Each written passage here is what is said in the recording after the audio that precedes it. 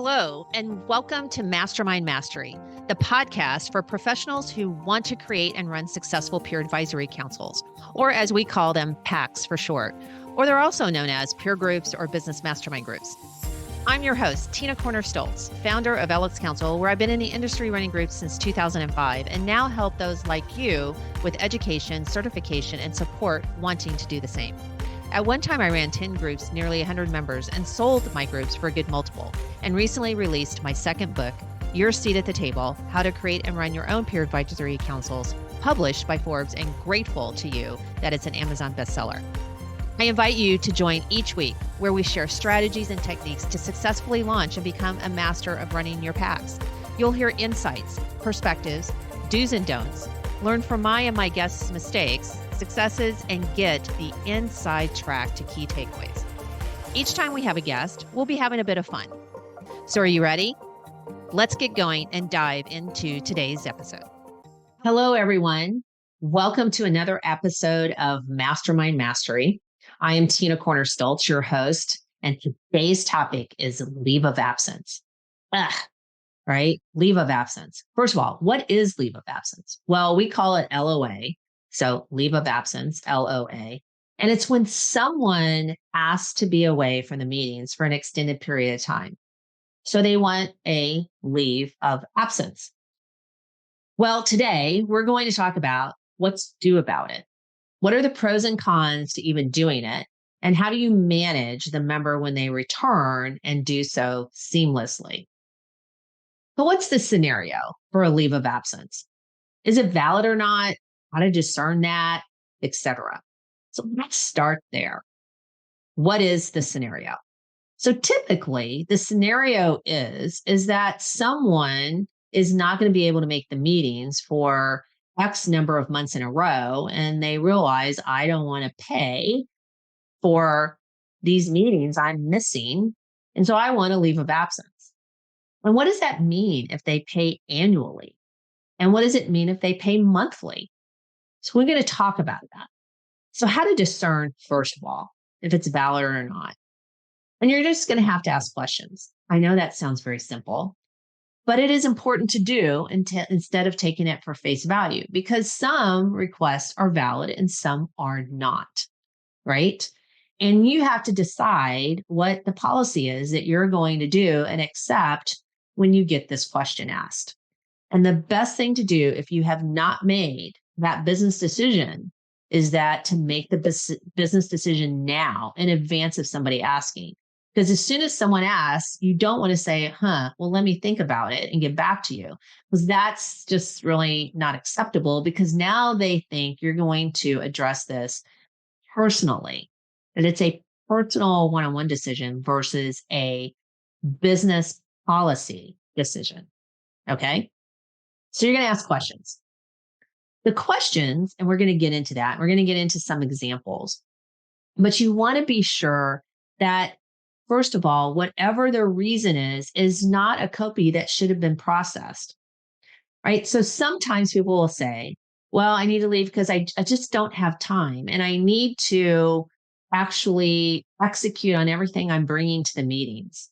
And I don't have enough time to do that. I feel behind, and I feel like now come to the meetings, I should actually be spending time to actually execute on the feedback and the ideas and the solutions that I'm getting and the insights from the group.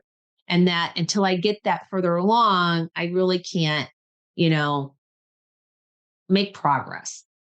Now, what do you hear when somebody actually says that? Well, there's all kinds of things you can hear. So first of all, one of the things that comes out for me when I hear that is, so basically they're coming to the meetings and it's all about them. They have missed the other key aspect, which is their presence for the rest of the members. So if they're not there, the rest of the members miss their insights and their solutions and their feedback and their accountability and their participation. And that's not even been taken in consideration. So they are completely being self-centered on why it is they believe they need a leave of absence for a few months. Well, that should cause you pause, and it should create a conversation that you have with them. So put that part aside for a second. and what you're wanting to address when you're asking them why it is that they need that. And let's just say we stick on the time part again, and they need that time to execute and so forth. Well, why is it they're having a hard time executing? And what's that extra X number of hours, however long your meetings are, whether it's a full day or 4 hours or 2 hours or whatever it might be? Are they really going to use that time to do this thing that they're saying they need to do? So is it a time issue? Is it a managing time? And should that not be processed in the group meeting about how it is they get better? Or is it something different? Do they not know how to implement or execute? And therefore, they're feeling guilty because they're not making progress. And that's a different issue. So the point is, you're going to do a deep dive in finding out what the real issue is on why they're making the request. So the request is an end result. It's not the issue. And as the moderator, the chair, the facilitator, your role is to dive deep into what's causing them to ask this question to discern if it's legitimate. Is it financial and they just don't want to tell you? Who knows, right? So, what are some legitimate reasons? Well, legitimate is illness. Had that happen multiple times. Maybe it's cancer and they're going to be going through treatments. Maybe they have an ill parent and they're getting ready to have to go elsewhere and be remote and take care of them, etc. So illness is real. Sometimes I've seen M&A activity. They have gone through and getting ready to acquire, and maybe that CEO is not going to be in town for X number of months due to this acquisition. And maybe virtual is not an option to participate in the meetings. So it's temporary. So it's always an unplanned, unavoidable situation, personally or professionally, that is going to happen for X number of months in a row. Those to me are legitimate reasons. And when I say X number of months, what are we talking about? We're not talking about 3 months, okay? And I'm not talking about 2 months either. It's an extended period. So it could be 3 months, 4 months, something like that. And typically, anything longer than that is a huge red flag. And it's a red flag because if it's longer than 3 or 4 months, then it's a pretty big deal. And that probably needs to be processed. So, what could that be? Well, can you think of a reason that somebody would need to be gone for 5 or 6 months legitimately? So, there are yeses to that, but there are also nos. And so, we're back into finding what the real issue is. Because if it's longer than 3 months, it's unlikely they will return. And why is that? Well, you guys are all smart because you know they're going to lose the connection with the group. They're going to lose the cadence.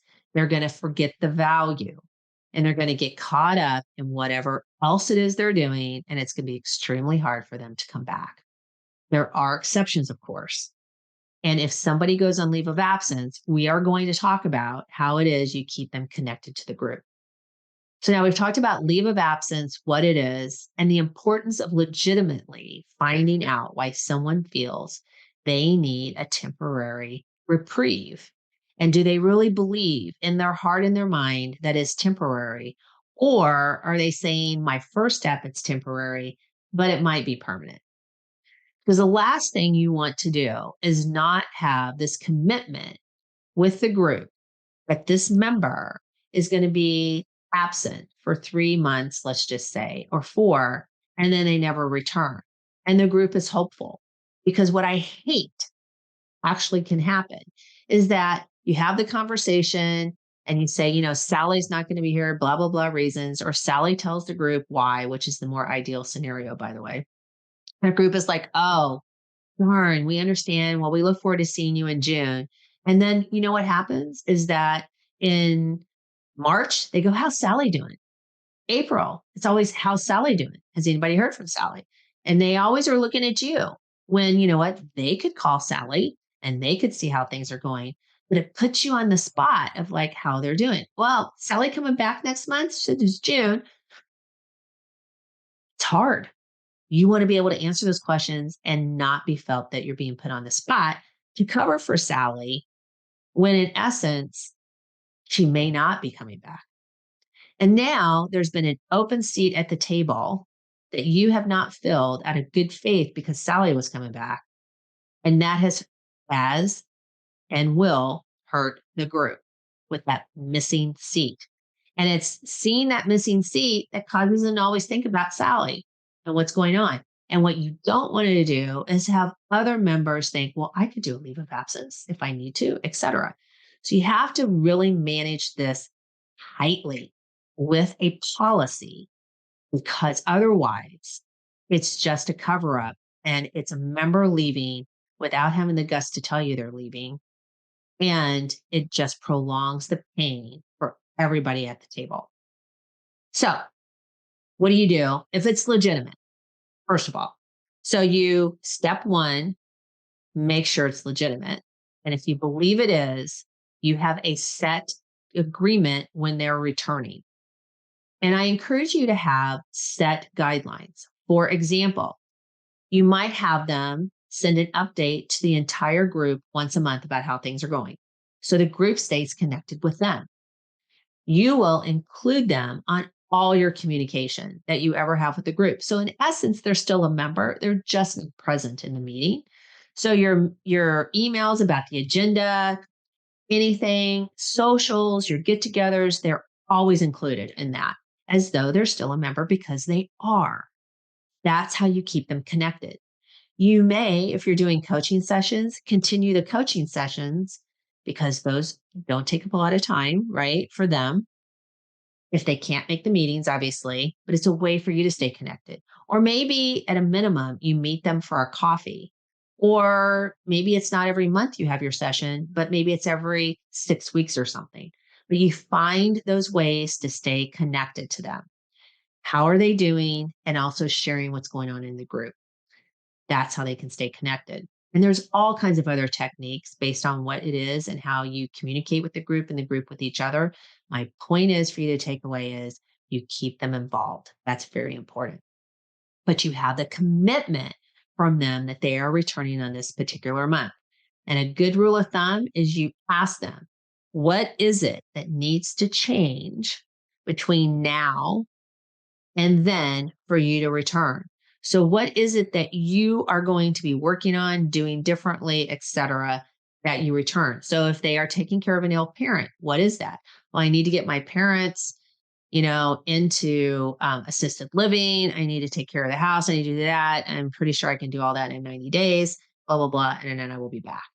Okay. So now you know what it is you're going to be talking to them about when you follow up with them. How's it going? How are your parents doing in assisted living? How is it getting everything done? Maybe you can help them. You can be a resource connector and continue to show value to them while it is they're going through this tough time. And the group can show compassion with them while they're going through a tough time, if that's the reason for their leave of absence.